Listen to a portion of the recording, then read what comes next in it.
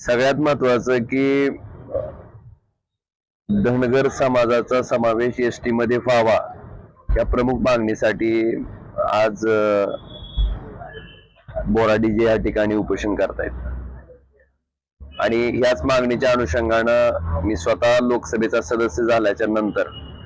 लोकसभेमध्ये हा विषय मी 3 वेळेस त्या ठिकाणी उपस्थित केला होता। कारण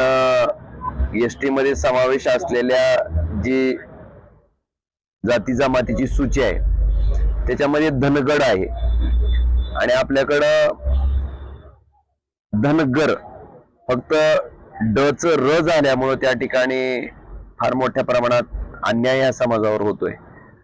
आणि हा विषय लोकसभेत सुद्धा ह्याच पद्धतीने मी मांडला होता। एकदा नाही 3 वेळेस त्या ठिकाणी हा विषय मांडलेला आहे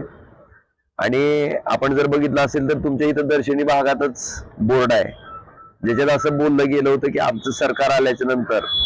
पहिल्या कॅबिनेटला त्या ठिकाणी आम्ही या समाजाचा जो काय तो निर्णय आम्ही घेऊ। इथं समोरच दर्शनी भागावर आहे आणि ती आज असं आहे की मीडियाच्या पुढे बोललेलं कुठं काही लपून राहत नाही, तुमच्याकडे रेकॉर्डेड राहत आहे, ती काही कोण झाकू शकत नाही।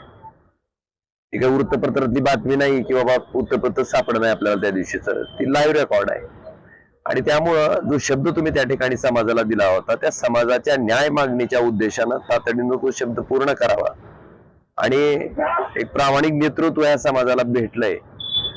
आणि त्यांची मागणी, त्यांचा लढा हा काही स्वतःच्या वैयक्तिक मागणीसाठी नाहीच आहे की समाजासाठी त्यांचा लढा आहे, समाजाच्या मागणीसाठी त्यांचा लढा आहे आणि ती मागणी न्याय आहे।